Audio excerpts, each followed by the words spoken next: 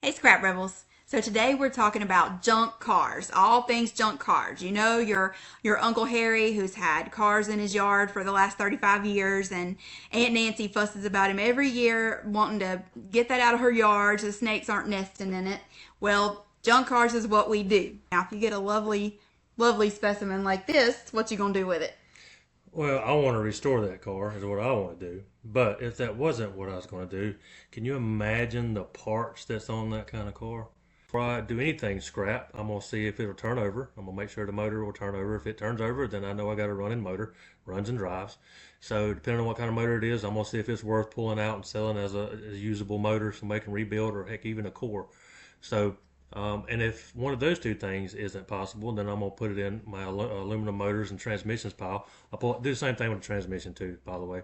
So I'll check the motor and transmission, make sure they run, start. If they do, I'll look to see if I can sell it as a usable or a core. If I can't do that, then I put it in a pile by itself and sell it as aluminum motors and a transmission.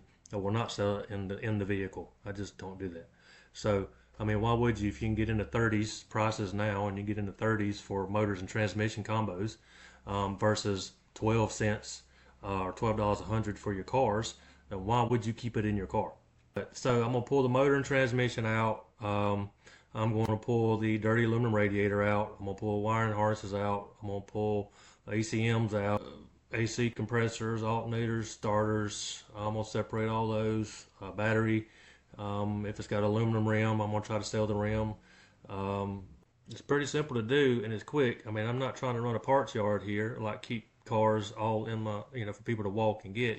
We aren't a parts house, but there's money to be made when you strip cars for parts. There just is. The cluster sometimes could be $100 by itself. If you don't know what a cluster is, that's the gauges that tells you the miles per hour readings. If they're good, you can get $100 for that. It takes 10 minutes to pop it out. So if you pay $200, $250 for the car, well, I just showed you how to make $100, and it weighs very little. You can get into the parts on the cars and the scrap, and just cars are worth doing. I just think you need to really strip a car for everything that it has and sell a shell to the scrap yards.